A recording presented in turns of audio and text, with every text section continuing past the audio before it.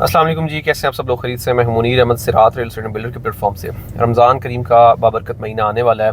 बहुत सारे क्लाइंट्स की रिक्वायरमेंट होती है कि रमज़ान करीम का जो महीना है वो सेलिंग बाइंग के लिए कैसा रहेगा, मार्केट किस सिचुएशन में जाएगी और यहाँ पे इस वक्त सिचुएशन क्या होगी।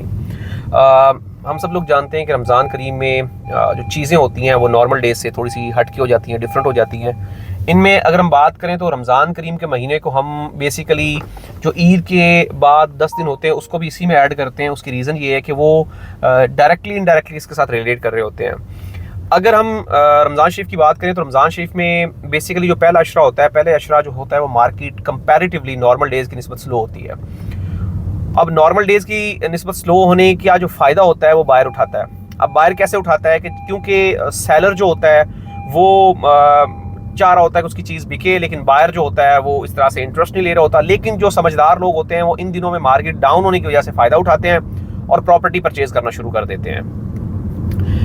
अब जब वो प्रॉपर्टी परचेज करते हैं तो उनको नॉर्मल प्राइस से मुनासिब प्राइस के ऊपर चीज़ मिल जाती है, मतलब लाख 2 लाख नॉर्मल जो चीज़ रेट चल रहा होता है उससे उसको कंपैरेटिवली कम प्राइस के ऊपर चीज़ें मिलना शुरू हो जाती हैं और वो अपनी मर्जी के मुताबिक चीज़ अपने रेट में रहते हुए चीज़ों को परचेज कर लेता है।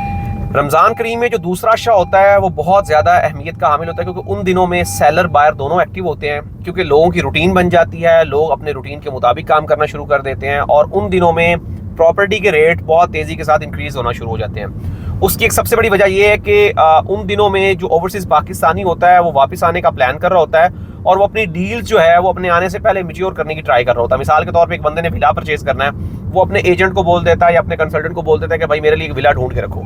वो उसका एक आधा टोकन थोड़ा बहुत भेज देता है और वो टोकन के बिहाफ पे उसकी प्रॉपर्टी जो है वो लॉक करना शुरू कर देता है, जिससे ट्रेडिंग ज़्यादा होना शुरू हो जाती है। क्योंकि आखिरी अशरे में उसने वापस आना होता है तो वापस आता है, जिसकी वजह से चीज़ें मैच्योर उसने करनी होती हैं। तो दूसरे अशरे में जो कंपैरेटिवली जो रेट्स होते हैं वो इंक्रीज़ होना शुरू हो जाते हैं, मार्केट में स्टेबिलिटी आना शुरू हो जाती है, ट्रेड होना चीज़ें शुरू हो जाती हैं और चीज़ों की जो डिमांड है वो इंक्रीज़ होना शुरू हो जाती है और जो कंपैरेटिवली रेट्स हैं वो बेहतर होना शुरू हो जाते हैं। अब अगर हम बात करें आखिरी अशरे की, तो आखिरी अशरे में मेजॉरिटी जो आपके जो ऑफिस हैं, जो रियल एस्टेट से जो है वो वाबस्ता लोग हैं, वो छुट्टियों पे जाना शुरू कर देते हैं, क्योंकि आगे ईद आ रही होती है। तो लोग जो हैं वो जो साबका डील्स उनकी चल रही होती है उनको मैच्योर करने की तरफ जा रहे होते हैं कि उन डील्स को मैच्योर करें, उन चीज़ों को आगे वाइंड अप करें। तो जो आखिरी अशरा होता है वो कंपैरेटिवली आप कह सकते हैं कि मार्केट में थोड़ा सा स्लो होता है, उसमें काम उतना तेज़ी के साथ नहीं हो रहा होता, चीज़ें स्लो डाउन होती हैं और काम जो है उस तरीके से नहीं हो पा रहा होता। अब आ जाती है आगे ईद। अब ईद के बाद जो होता है वो एकदम से मार्केट में बूम आता है। उसकी रीज़न ये है कि जो लोग छुट्टियां करके, क्योंकि गल्फ में ईद की वजह से छुट्टियां होती हैं और लॉन्ग वीकेंड जैसे यूरोपियन कंट्रीज में होती है, इस तरीके से ईद की वजह से लंबे टाइम के लिए, मतलब 2-2 हफ्ते लोग छुट्टियां करते हैं और पाकिस्तान में आते हैं अपनी फैमिली के मिलने के लिए, तो लंबे टाइम के लिए छुट्टियां होती हैं। अब ये जो छुट्टियां होती हैं ये डेफिनेटली जो होती हैं ये आप कह सकते हैं कि एक आप कह सकते हैं कि हॉट केक होता है उन हजरात के लिए जो लोग प्रॉपर्टी परचेज करना चाहते हैं, लोग प्रॉपर्टी सेल करना चाहते हैं, क्योंकि बहुत सारे लोग प्रॉपर्टी परचेज करने के लिए रुके होते हैं और बहुत सारे लोग प्रॉपर्टी सेल करने के लिए रुके होते हैं। तो हर तरह की कम्युनिटी को, मतलब सेलर और बायर दोनों को उनकी मर्जी के मुताबिक चीज़ मिल जाती है।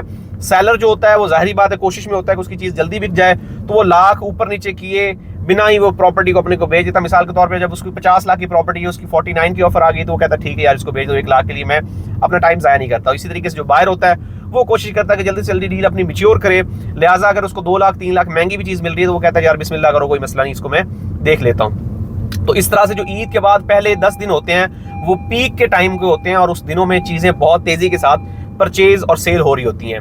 अब ये सारी चीज़ें बताने का मकसद बेसिकली ये, और मैंने शॉर्ट सी वीडियो बनाई है ताकि आपका टाइम ज़ाया ना हो। इसका मकसद ये है कि अगर आप प्रॉपर्टी परचेज करना चाह रहे हैं या प्रॉपर्टी सेल करना चाह रहे हैं तो इस टाइम फ्रेम के मुताबिक अपनी चीज़ों को आप जो है वो लाइन अप कर सकते हैं, चीज़ों को आप एडजस्ट कर सकते हैं, ताकि आप अपना टाइम भी सेव कर सकें, अपना पैसा भी सेव कर सकें, अपनी एनर्जी भी सेव करें और अपनी रिक्वायरमेंट के मुताबिक चीज़ों को लेकर प्रोसीड करें। अगर आप हमारी खिदमत चाहते हैं, आप चाहते हैं कि आपकी प्रॉपर्टी अच्छी प्राइस पे सेल हो या आप एक मुनासिब प्राइस के ऊपर परचेज करना चाह रहे हैं, तो हमारे कंसल्टेंट से रब्ता करें। हम इंशाल्लाह आपकी रिक्वायरमेंट, आपके बजट और आपकी नीड के मुताबिक आपको चीज़ें प्रोवाइड करेंगे।